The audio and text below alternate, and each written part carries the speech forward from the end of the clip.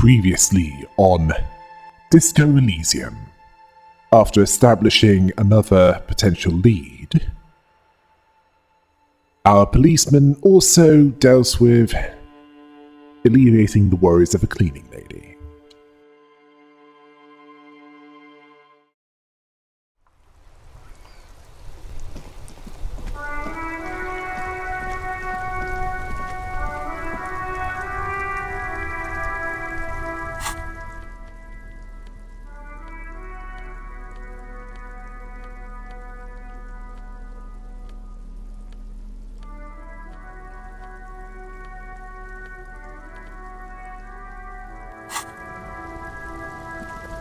Stuck in the rain in a traffic jam, man. What's on your mind?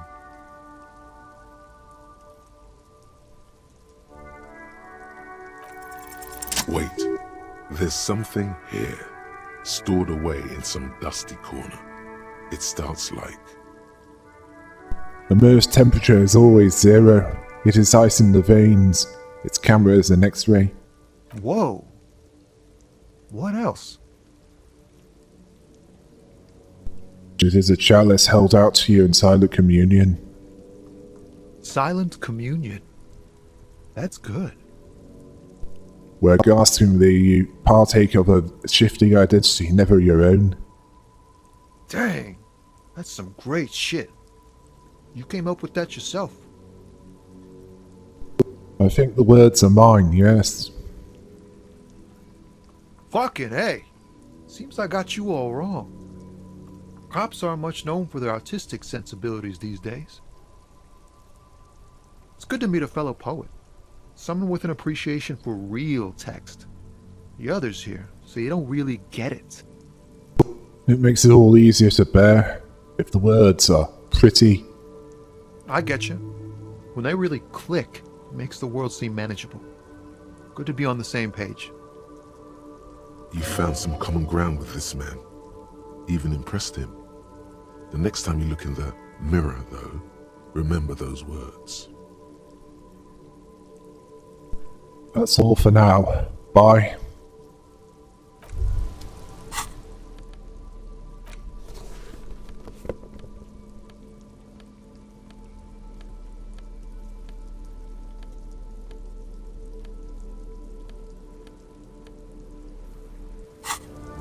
Stuck in the rain in a traffic jam, man.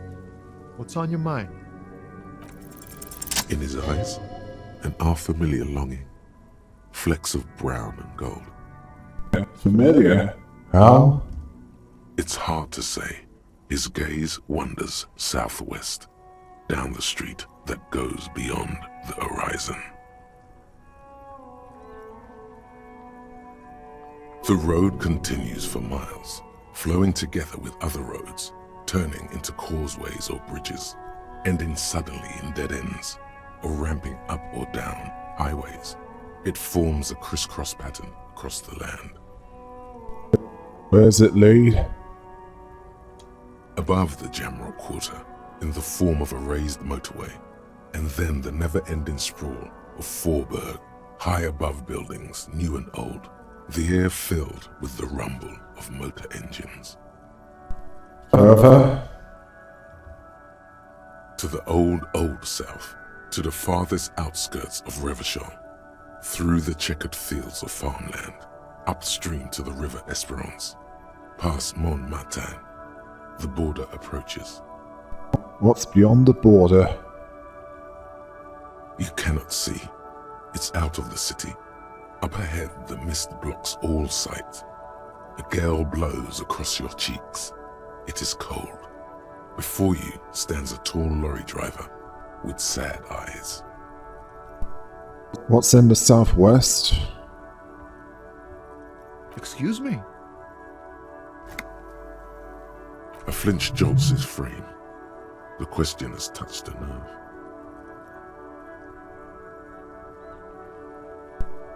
Well, I get longing. I've felt something similar since I woke up. Man, I don't know what to say. Not much anyone can do. There's no helping in absence, you know. I miss my family. They're all I have. My wife, Second kid on the way. Waiting all the way in Diora. And here I am stuck in this shit, so far from home. Diora? Diora of the Seven Seas. It's on the other end of Le Caillou, pretty much. On another island called Laurentide, off mainland. We've got a little place there. Can almost hear my kid laugh when it snows. What's it like to miss someone? What's it like? Good. And bad. An ache that brings you joy. I think of them a lot. I dream up these silly scenarios in great detail of living with them. It comforts me. What about you, Cop Man? You missing someone? Is that what it is? This feeling? No, it's scarier than that.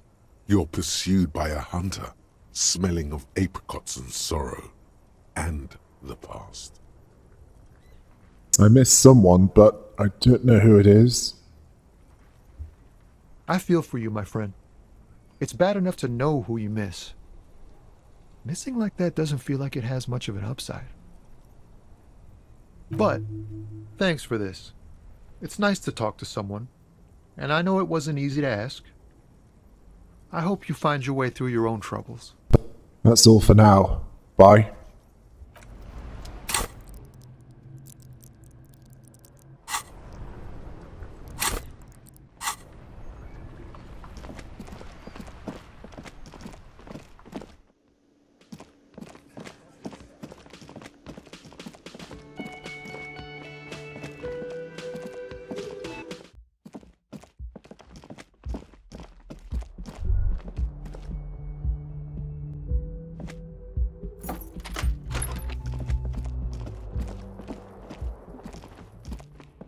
A mirror hangs on the bathroom wall. It's barely covered in steam anymore. It's your face in the mirror, adorned with the expression. It's like something snaps in you, a nerve ending, a thought, a sadness. Your face in the mirror is suddenly clean of the layer that had distorted it for God knows how long. Just like that, it's over.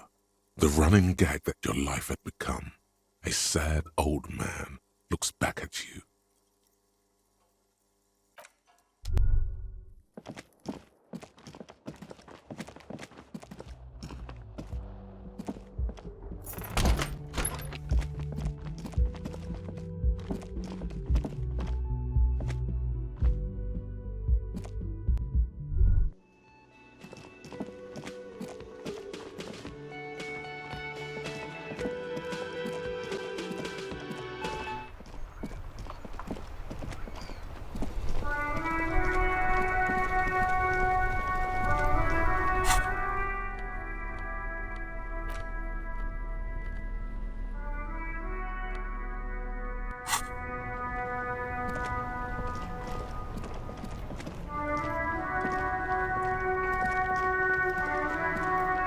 Inside, you see a set of steering levers, a radio microphone, a pull-out toolbox, and the soft glow of the fuel preheater gauge.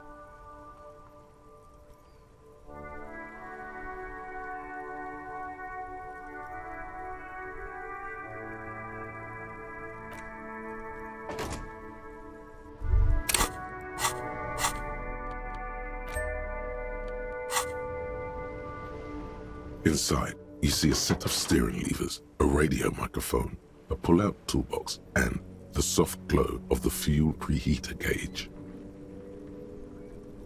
This is Precinct 57. How may I assist you? Alice, please connect me to the 41st again. Just a moment, officer. 10-4, come in, officer. Over.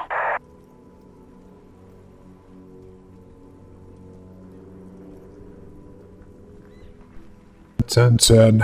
Over. Roger that. 10-10, over and out.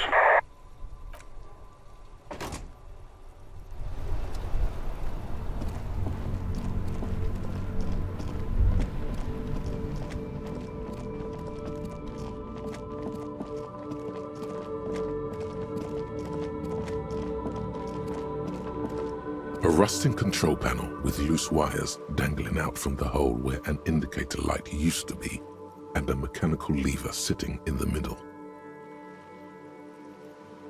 You grab the handle and pull the lever up. As soon as the metal connects against the contact pins, you hear a loud clunk. Then, the water lock starts moving.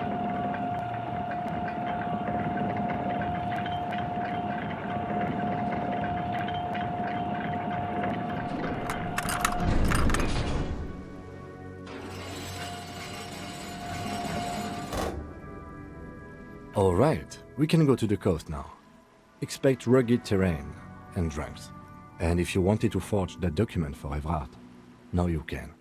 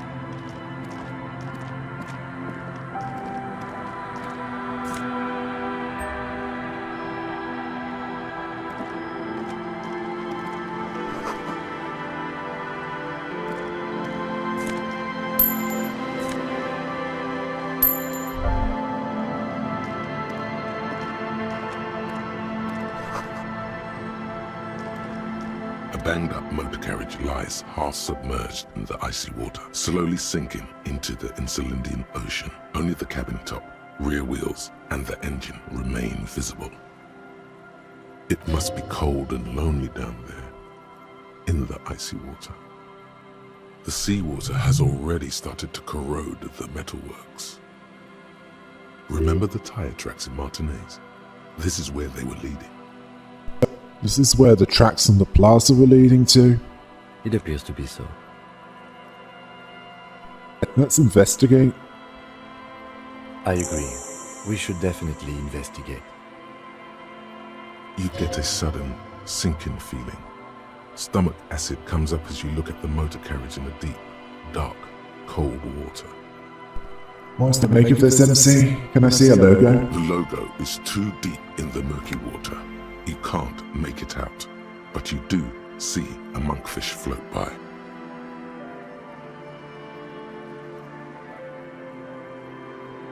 The motor carriage is properly stuck in the ice. Getting it out would require a team of specialists. A single day in the salty seawater would ruin most vehicles, but this one looks worn even in places the salt water hasn't touched it. How long has it been here? The ice hasn't closed around the vehicle yet. My guess is it's been here since last Saturday or Sunday. The estimate is correct. The incident probably occurred on Sunday evening. What should we do? Let's wait for the low tide and see what's inside. Great idea. Then we can get the things inside. The joyrider must have left something good inside. Guns, papers, maybe a cool jacket. A joyrider jacket. A joyrider jacket. You feel a strange connection to this joyrider. Maybe he's from some kind of joyriders district and likes blue and white racing livery, like a cop would. How long will it take for the low tide to come in? I don't know. An hour or two, tops?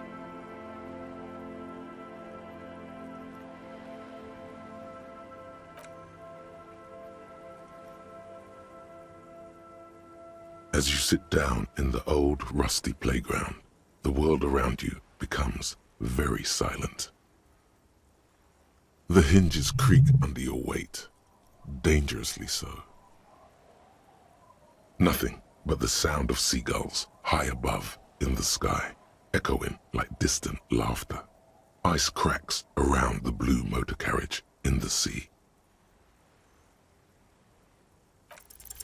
Spit flies from your mouth to your moustache, your chest, the ground before you. No sound though. The lieutenant must think it's rather funny. He smiles and quickly turns away. That's right. Just keep at it. It will come to you. With his lips puckered, the lieutenant lets out a beautiful melodic trill that puts even the insulindic thrush to shame. You hear the sound echo on the large body of water. Clouds race across the spring sky, and suddenly you just feel better about everything. Okay, that's way better than what you did. The clouds pass in the sky, and the shadow of the swing moves like the hour hand on a timepiece. 30 minutes have passed. Looks like this might take a while. Time to present a good topic for discussion.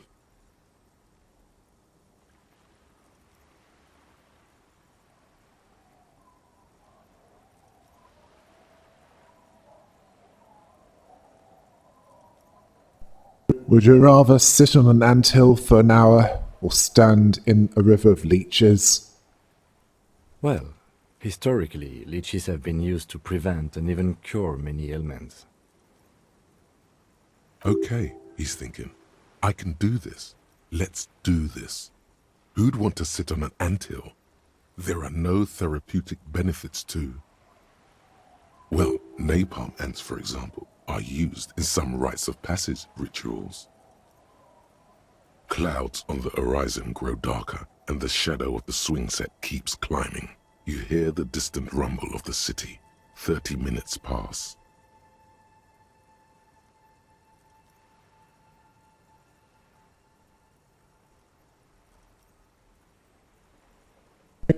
Do you think I will ever find my gun?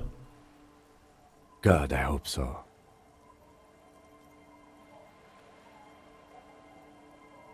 I've been thinking, if I put enough time into eating right and exercising, I could turn myself into a living weapon, then I wouldn't even need a gun. Your voice echoes on the water, strange and out of place in the environment. 30 more minutes pass. Can you make out the mark now? Detective, I've been able to make out the mark ever since we arrived. I find it odd that you haven't. It's a Coupri, Model 40. Yes. Why haven't you? It is a simple and rugged machine, favored by working men, government offices, firefighters, animal control people, you know, those kinds of people. Is that a number on the side? Yes, 41. What do you think it stands for? It's as if he knows what it stands for, but wants you to say it. It's pedagogical. Does he know something about the driver of this vehicle?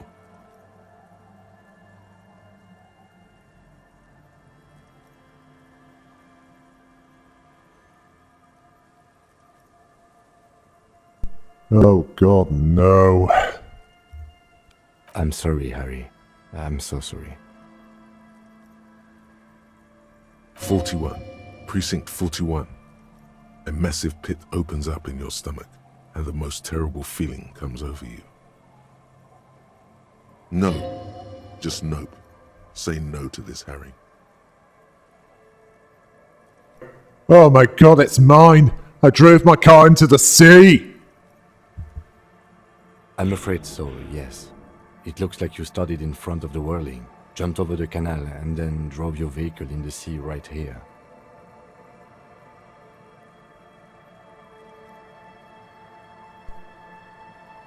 The badge, the gun, and now this? The lieutenant adjusts his glasses and doesn't say anything. There is also a fourth thing you've lost. Fourth thing? More precious than the gun, the badge, and the motor carriage combined. Lost forever into the deepest of seas. Well, at least I can see what's in there now.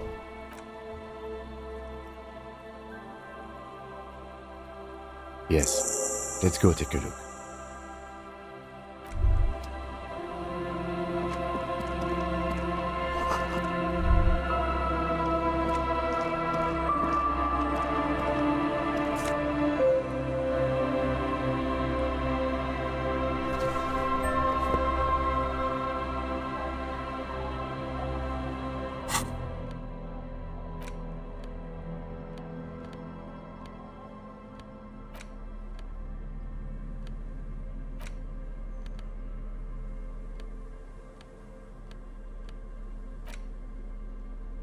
A police badge on which you see the photo of a man. You. Some seaweed is stuck to the back. I found my badge. At least something good came out of all this.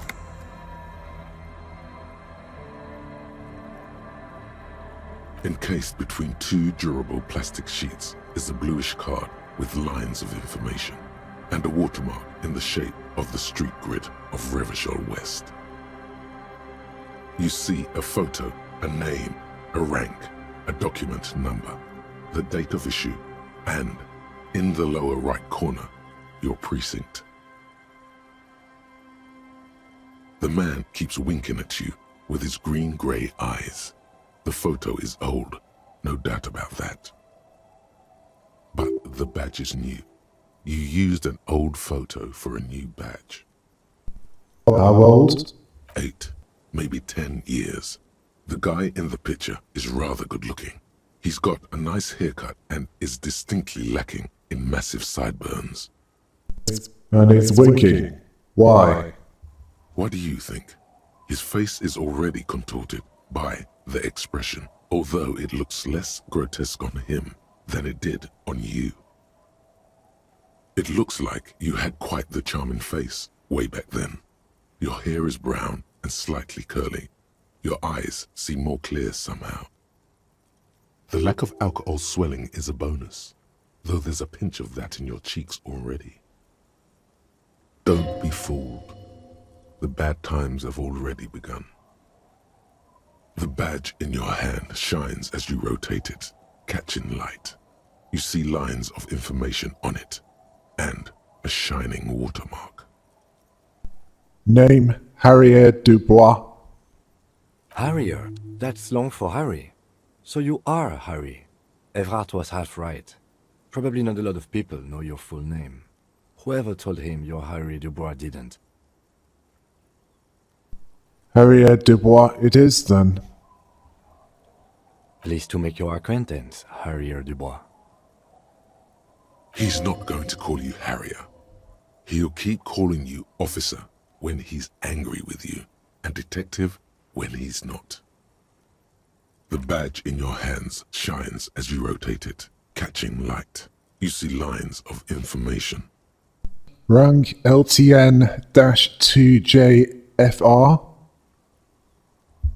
Lieutenant W. Freighter. What is a Lieutenant Double Freighter? The lieutenant is a rank above sergeant and below captain. It's the highest rank in the RCM that still does field work. I am a lieutenant. And double your freighter? The title of Yefreighter is added to your rank when you decline a promotion to a higher rank. In your case, captain. You have declined twice, thus you're double Yefreighter. Declined? There are many reasons one would do this. The rank above you in your precinct's decontage might be taken, or sometimes promoted officers do not want to replace their superiors, out of respect. And sometimes they just prefer the type of police work available to their current rank, in your case, lieutenant. Heavy-duty case-solving machine.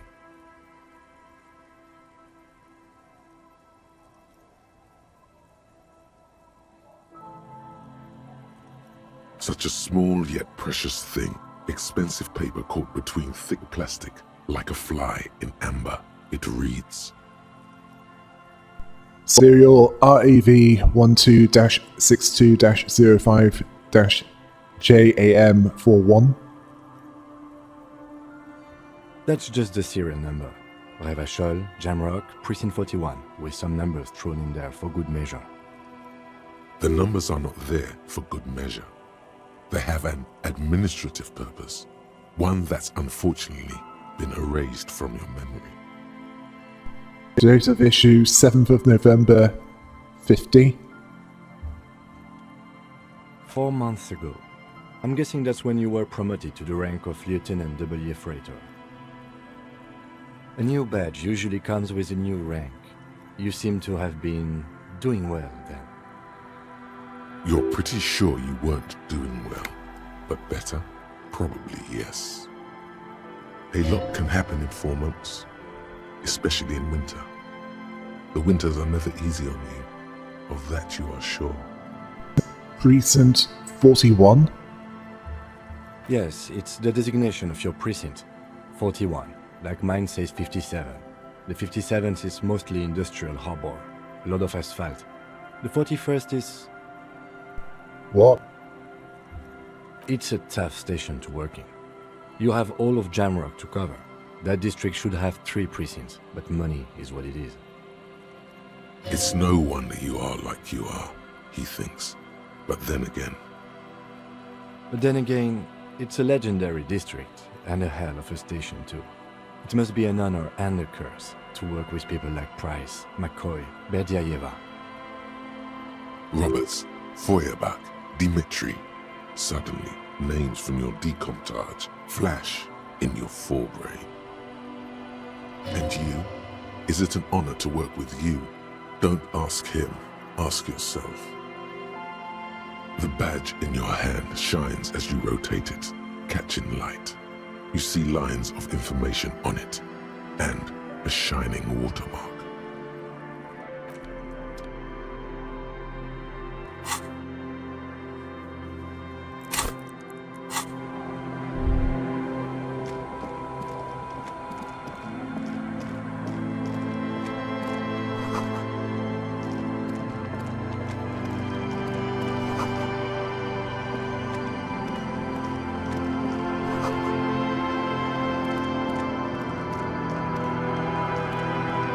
Great news. The boat is big enough for a grown man like you to fit underneath it in a supine position. Wait, what are we doing under there?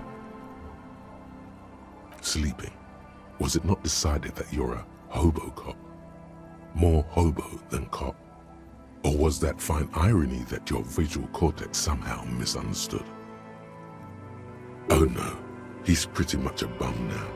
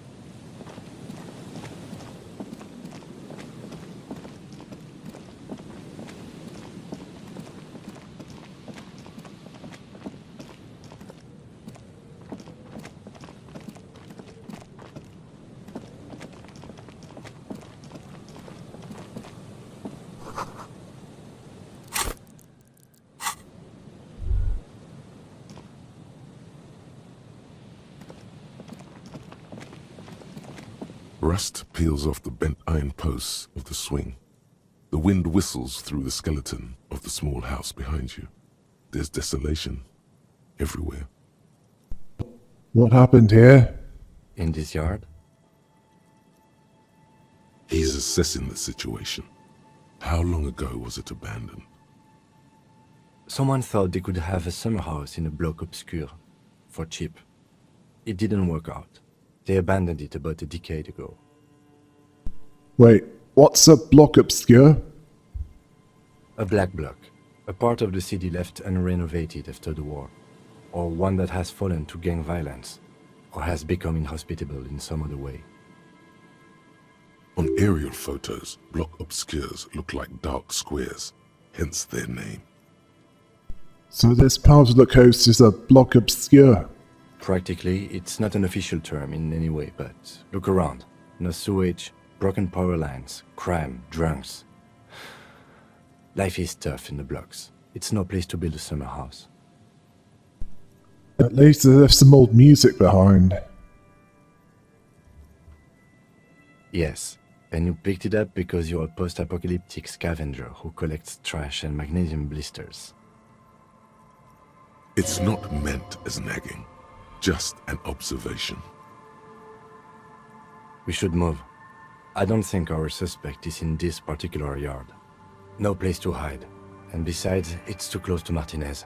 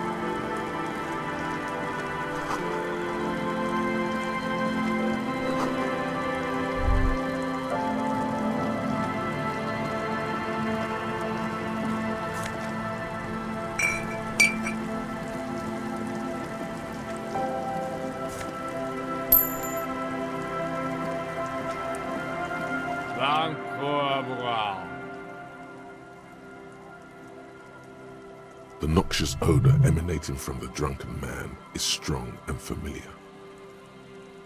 Don't you call her? Yeah! Don't call Abigail! Who is Abigail? Uh-huh. Abigail. Don't you fucking call Abigail. You're not going to get anything out of this guy. He's too drunk.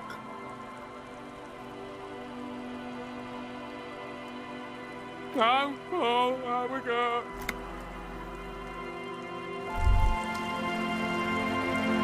Good to see you, friend. Do I have deals set up for you, buddy boy? Does he actually know you? Or is he just shopkeep friendly? What are you talking about? So what do you want? I got smokes. They're cheap. Very cheap. I got Pilsner. Great deal. You won't get a better deal on that piss. Spirits I can let go for 300 real. I also have speed. And by speed, I mean amphetamine. I'm off. In the civilized world, it's a custom to tip the shopkeep, friend. But come back anyway. Hey, Tequila! Good to see you. How's business? How's the whole reality situation treating you? So what's happening? Wait, tequila? Yeah, Tequila Sunset. How are the, high-concept, reality-based adventures proceeding? He says it like it's obviously your name. Like you call someone Billy Brunel or leader of the 4th Street gang. Good. These people know your true name. Looks like it has preceded you, Mr. Sunset. More on that later. I don't know. People tell me I'm a cop. I'm getting used to that. It's good to hear that you're on top of things. Talking about used to, did you know that I used to be a real mover and shaker? Sadly, things aren't going that well in Idiot Doom Spiral Land. Haven't found those keys yet, haven't won that great piece of ass back. No word from my business buddies. Idiot Doom Spiral, huh? This is bound to be a good, high-concept conversation. At last. Have you seen a red-haired woman named Ruby around here lately? Can't really remember seeing any women after losing my keys. It's a touchy topic. He hasn't got laid in ages. He really has no idea who this Ruby is, sire. What is a tequila sunset? You keep saying it. It's you. Your Tequila Sunset. How do you know this? We've met before. Don't you remember? No, you sure don't. No. Aha. Do you want to know how Tequila Sunset came to be? Tequila Sunset. Something ominous there. Go ahead. Let me take a sip to moisten up my chords. Tequila Sunset rolled into Martinez last Friday, and by Tequila Sunset, I mean you. The man, the myth. Wait, did we meet on Friday? Hey, let's not jump ahead of ourselves. This is your story. Stop interrupting. You got here on Friday to solve a case, hoping to be the early bird who gets the worm. And by the worm, I mean the buzz. Because as far as I know, all you did was get piss drunk. Word on the street is you went around the local hostel telling people that you're a police officer, and that it would be really fucked up if you shot yourself in the head right in front of them. That's pretty high concept, if you ask me. It is. The lieutenant's brow is furrowed. He's listening as casually as he can. What happened then? It was a late Saturday night when we, the Union of Moribund Alcoholics, were getting our drink on. Nothing remarkable about this. We get our drink on 24/7. Makes everything warm and glowy. I trust you know the feeling. One moment we hear the sound of a motor carriage revving up somewhere on the plaza, followed by a series of dings and bangs. Do you remember the sound of wood cracking? The billboard? Naturally, loud noises pique the interest of anybody owning a pair of ears. That's just the reality we're in. Naturally. Anyway, there was a brief silence, a gasp of silence, if you will, followed by a real commotion. We heard the carriage careening towards the coast at top speed. Sounded like someone jumped the canal. We grabbed our brewskis and rushed to the jetty. Never underestimate the speed of an alcoholic. 3 men are standing on a wooden platform extending out from the shore of a dilapidated fishing village, their cheeks red, spirits high, beers in hand, eyes glazed over. What we saw was a sight to behold. A beat-up police carriage containing you. Right there on the beach, you revved the engine and screamed at the top of your lungs, "The time hath come!" So, naturally, being the curious cat I am, I asked what time hath come, to which you replied, "The time hath come for tequila sunset, the end of all things!"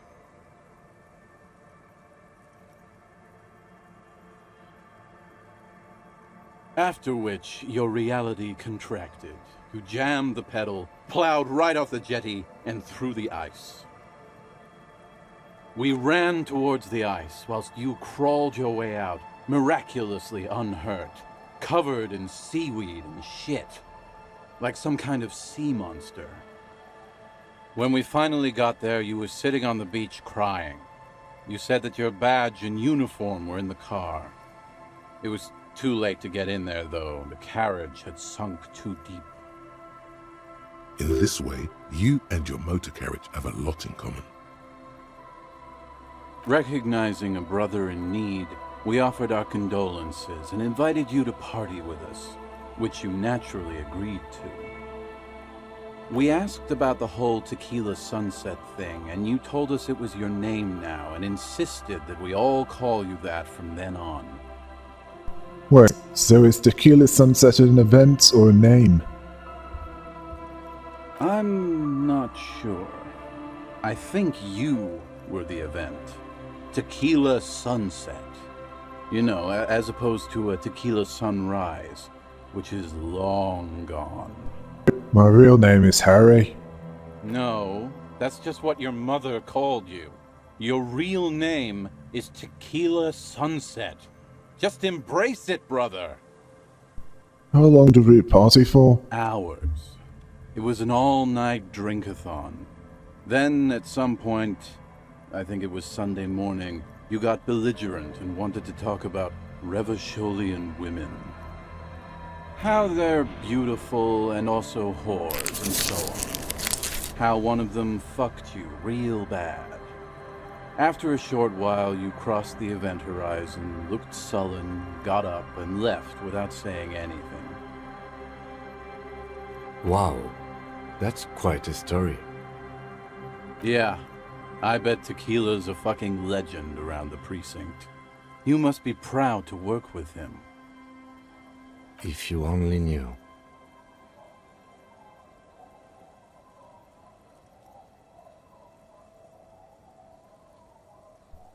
Did I mention losing anything else? Beside your gun and your badge? You said something about your hope or heart or something. To be honest, the details are a little hazy. In retrospect, I guess you lost your motor carriage too? That's a big one. Did I tell you anything specific about this person that me? You were pretty vague about it, But you kept saying you got fucked real hard, and that we've all been fucked too. Please, don't open that door. No one's fucked me. I do the fucking around here. Abigail! It seemed pretty painful, to be honest with you. If I had to guess, I'd say you're still working through some shit. I don't need to hear anymore. It's a hard thing for a man to confront his past. That's why I avoid mine at all costs. Be seeing you. You too, Tequila Sunset.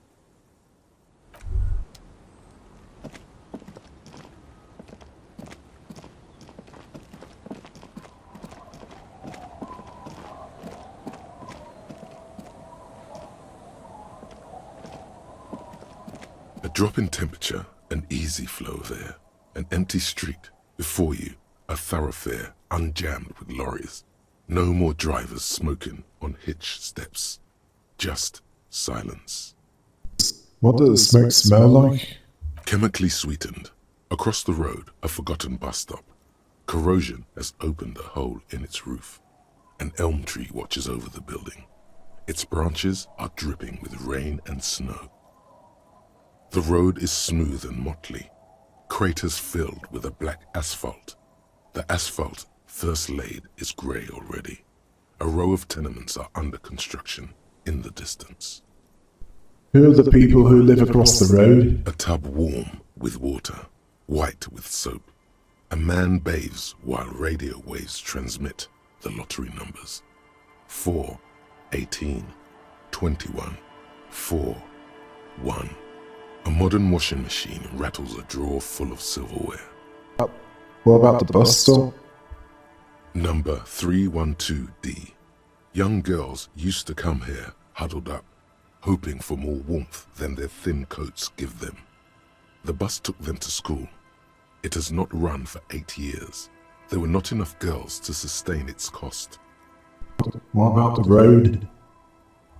Craters pocked the surface. Children played in them until heavy trucks full of black pitch rolled in. The landowners have filled the craters with money. It is a vital artery of the flow of trade. There's one bump on the road. A dead dog lies flat about 200 paces away, right at the turn. A dead dog? Tragedy comes from the wheels of a fast RCM vehicle, hurrying to work. The cold washes over you. The sound of the sea has grown distant. That's enough. The wind moves the aerosol. A detective stands behind the boom barrier. A breeze moves a curl of his hair.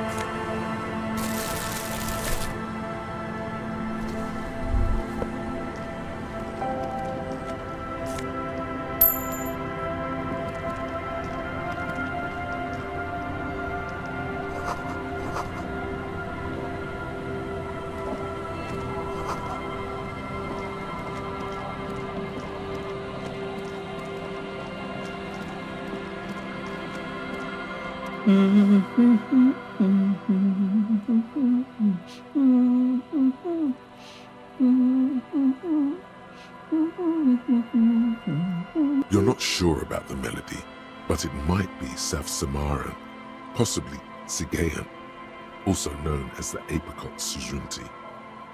Welcome to the fishing village. Please lean in closer. I have cataracts.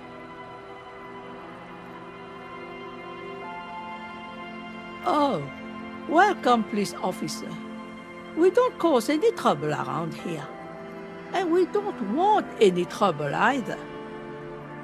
We are not here to cause any trouble, madame.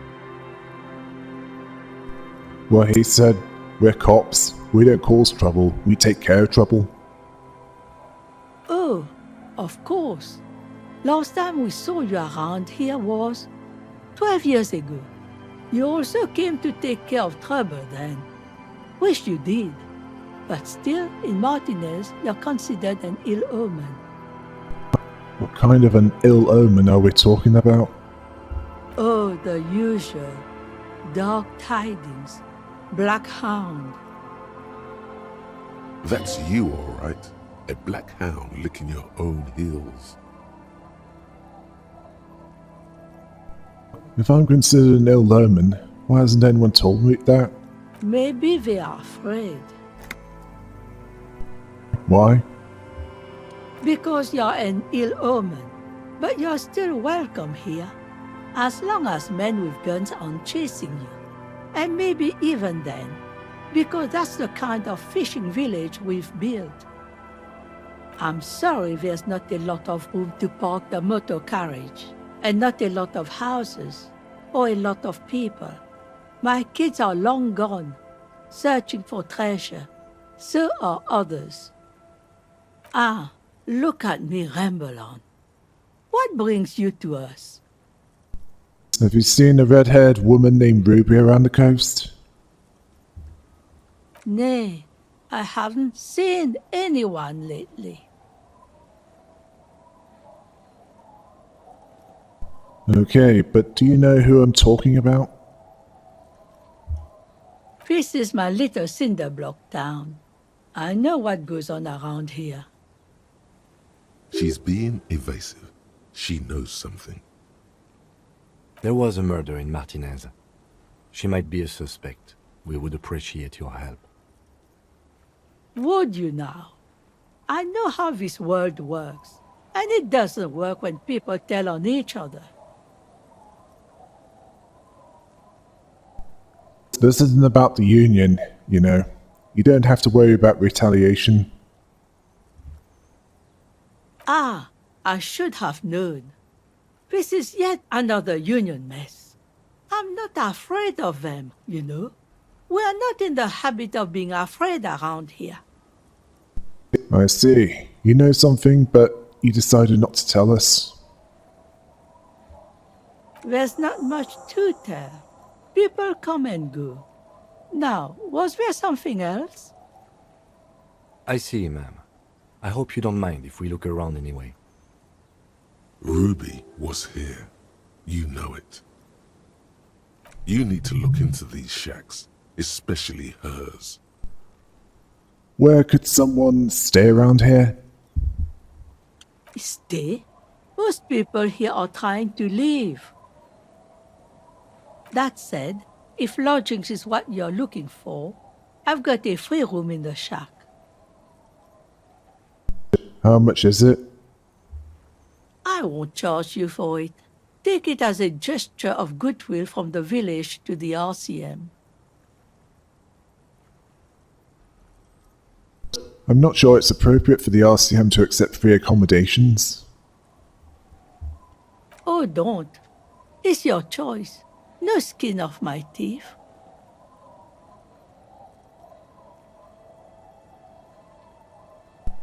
You got yourself a tenant? Don't make an old woman regret opening her house to the police. Well, if you are not in the hostel in the morning, I'll know where to find you. Here, in a shack. He's a little relieved you're no longer in that room.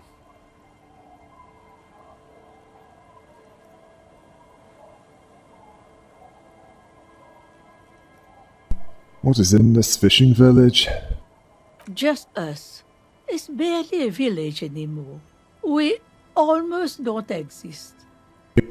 What do you mean? This is pretty much a non-place. A gap. A blank spot on the map. Just a cluster of nameless shacks on a nameless street.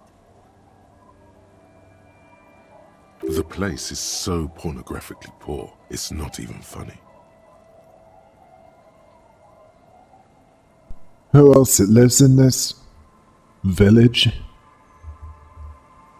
Well, Where's Lillian and her kids? A few new folks live in the house to the east, but they are away right now. And then there's the drunks. Not a pretty sight, but there's little we can do about it. Home is home, even for them. Oh yeah, I've met a couple of drunks here. I'm sure you did. Nature keeps them in rotation. A new face pops up every now and then an old one disappears and is forgotten. This is who we are. Alright, there's another topic I'd like to address. She nods, rinsing another piece of cloth. Goodbye, I'm off. The door has seen better days. The layer of paint has started to peel off due to the salt and wind from the sea. Even the lock looks slightly rusted. I'll wait outside to give you some time and privacy to check out your new living arrangement and look for any signs of Ruby. But just so you know, after we are done with the day, I'll still be staying in the whirling in rags for the night. We'll meet in front of the shack in the morning. The key turns with a satisfying click. You can enter the shack now.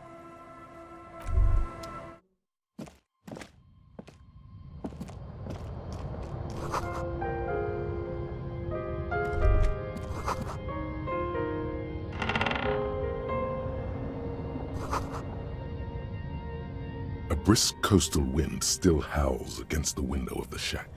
Occasionally, the waves crawl in under the foundation, producing a low hum. The room feels muffled, like you pulled your hat over your ears. Outside, it is cold and windy, but you're inside, and it feels safe and warm. What is this place to you?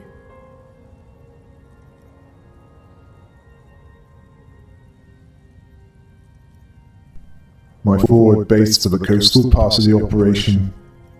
Overhead, you hear the forlorn shriek of seagulls.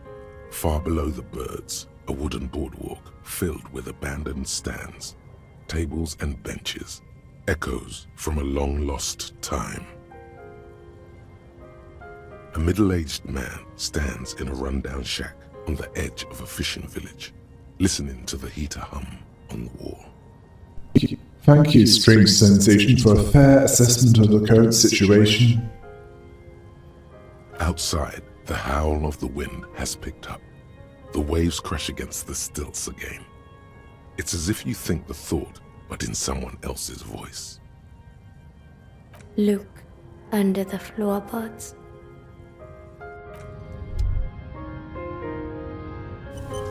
As you look at the floorboards in this corner of the shack, it's clear one of them isn't quite level with the others. The edge of a floorboard next to it looks scratched. Hollow space underneath the floorboards is dark and damp. You can barely make out the mixture of sand and sawdust below. You stick your hand in and start combing through the sand. Dry, not like outside. Fine dust. And then something hard wrapped in paper. What is it? A small cylindrical object. You pull it out. A bullet. A 9mm bullet, to be exact, fit for all muzzle loaders of that caliber. A bullet? Interesting. The floorboard doesn't care. But maybe the washerwoman does. You have enough to confront her with.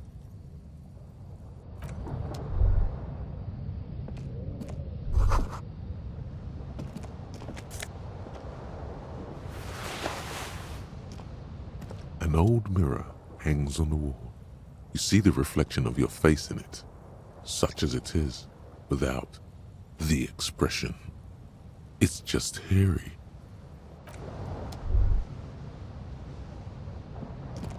On the table, you see a bowl of water, a rough soap, and next to it, a small hand mirror. A straight razor soaks inside the wash basin. Like an artist with a brush or a master swordsman, you use the small mirror and the straight razor with some soap to remove all that unkempt hair from below the nose line. The sharp blade chafes against your skin, producing a scratching sound. The surface underneath the beard feels tender, the air brushing against it chilly. They feel so smooth, surprisingly so. A feeling of freshness overcomes you, as if you just came from a cold bath.